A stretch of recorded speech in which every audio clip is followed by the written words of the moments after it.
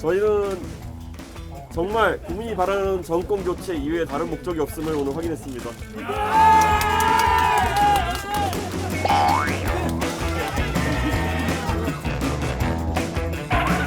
선생님이 이제 그만둔다고 하는데 조수진 홍보단장이 우리 이준석 대표를 찾아가서 잘 정리를 하겠다고 이렇게 지금 하고 있는 입장이라서 저는 뭐 잘 될 것으로 기대하고 있습니다. 통화는 한번 했습니다. 그래서 제가 볼 때는 그날 그냥 우연치 않게 벌어진 일이기 때문에 당사자들끼리 오해를 풀면은 될 수 있지 않겠나.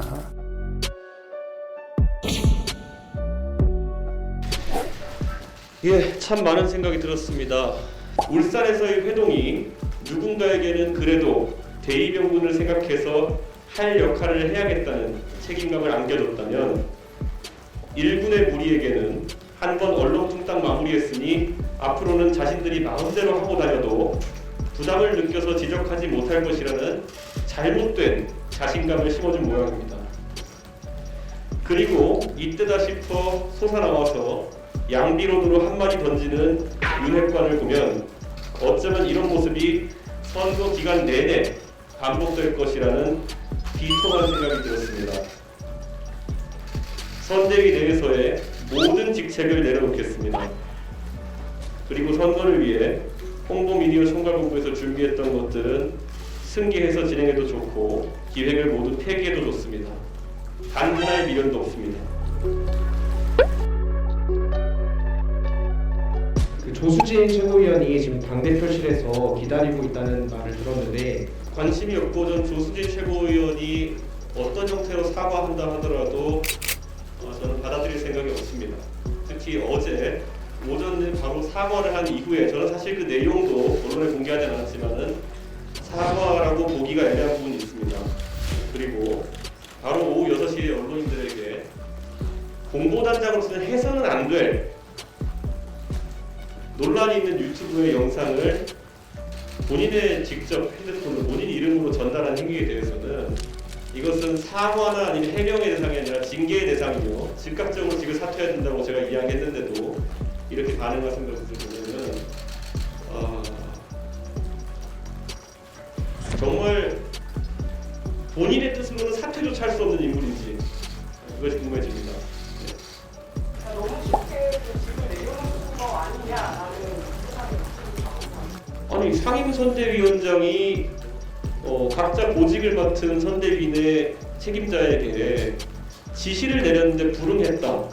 그리고 그 자리에서 그것이 교정되지 않고 오히려 조롱을 했다. 그리고 거기에 대해서 어느 누구도 교정하지 않았다.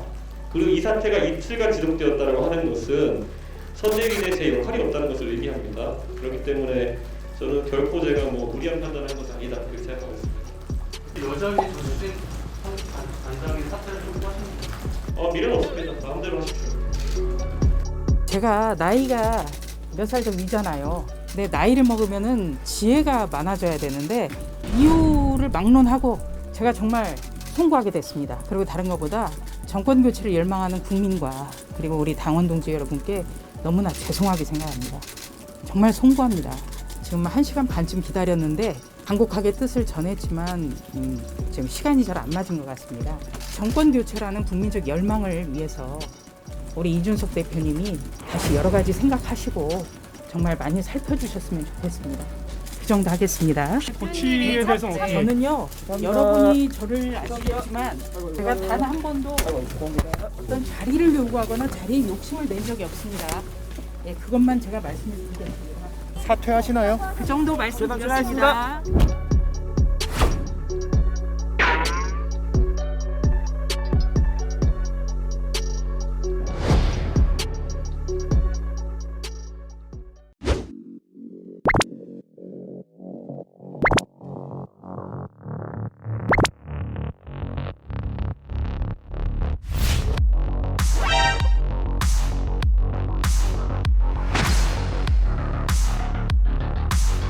조수진 의원이 조금 실수를 한 거예요. 후보 말만 듣고 난 딴 사람 말을 안 듣겠다 할 것 같으면은 이 선대위 조직 자체가 제 기능을 갖다 할 수가 없어요. 아마 그 말이 오히려 더 이준석 대표에게 좀 더 작용을 하지 않았나는 거죠. 1박 2일에 상황이 전개가 됐잖아요. 그러면 그 과정에서 윤석열 후보는 이준석 대표한테 그러니까 개별적으로 연락을 취한 바가 없었습니까? 제가 알기로는 뭐 연락이 안 온 것 같은데요. 혹시 오늘 동아일보 인터뷰 보셨습니까? 윤석열 후보의? 예. 네, 윤석열 후보의 저게 저럴 일이냐. 이거 혹시 보셨습니까? 이건 이런 인식은 어떻게 보세요? 그 정치를 많이 안 해보신 분이시고 얼마 안 됐기 때문에 네. 그 어떤 보고하신 분의 네. 편향된 주장이나 이런 것들이 많이 가미돼서 네. 보고를 받는다면 실제로 그 후보께서 그게 정당 민주주의 아니냐 이렇게 발언할 수 있는 그런 그 뭔가를 그 제공하게 되는 게 아닌가. 굉장히 위기 상황이다. 또는 뭐 이게 좀 문제가 많다.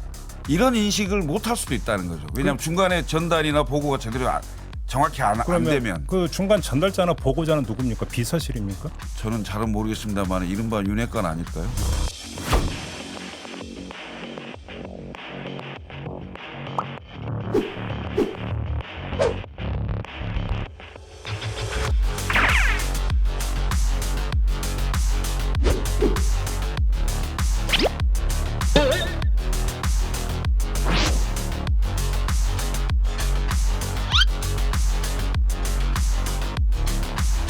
항공모함에 비유할 정도로 거대하게 선대위가 만들어졌는데 2주 동안에 나름대로의 전반적인 선대위의 운영 실태를 갖다가 내가 파악을 해서 보니까 이대로는 갈 수가 없다고 나도 생각해요. 그래서 뭐 쉬운 말로 기동 헬기를 띄울 수밖에 없다 이렇게 생각을 하는 거예요. 선대위 자체를 되게 슬림하고 실무형으로 좀 재개편하는 사실은 방향인가요? 이 선대위를 총괄하는 사람하고 후보하고 원활한 소통이 있어야 되는데 여러 가지 상황이 제대로 움직이지 않는 건 사실이에요. 방해가 된 인사는 내가 보기에 앞으로 과감하게 좀 이 조치를 취할 수밖에 없지 않냐 이렇게 생각합니다.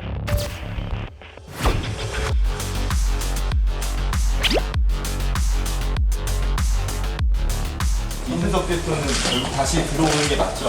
내가 한번 물어는 보겠는데 그 사람 성격으로 봐가지고 뭐 설득한다고 실제로 돌아오거나 그러진 않을 거라고 이 선대위가 좀 더 효율적으로 운영될 수 있도록 김정인 위원장 앞에서 총괄 선대위원장 그리고 너무 강하게 꼭 하시겠다고 하고 그렇게 좀 나아가는 이준석 대표랑은 만나신 거예요?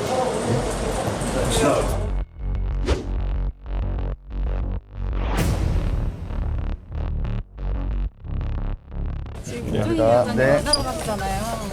좀 어떤 대화? 원래 예전부터 만나기로 돼 있었던 일정이 공교롭게 이렇게 된 거기 때문에 별다른 논의 계획은 없습니다. 설득을 좀 하시려고 하는 것 같더라고요. 저랑 김종인 위원장은 척하면 척하는 사이기 때문에 불필요한 얘기 잘 안 합니다. 당대표로서 역할을 좀 하셔야 되잖아요. 그리고 선거에서 이기는 게 중요한 거죠. 이준석이 빠져 이긴다고 한 사람들한테 물어보십시오. 예. 복귀할 계획은 전혀 없으신 거예요?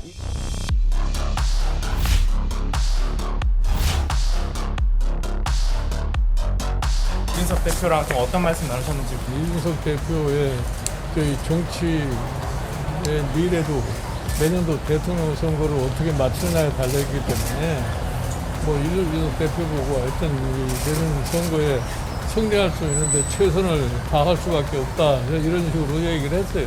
이준석 대표가 선대위 지침 내려놓은 거에 대해서 이런 설득은 없으셨나요? 정치인이 한 번 선언을 했으면은 그걸로 끝나는 거지 그 번복한다는 게 쉽지가 않아요.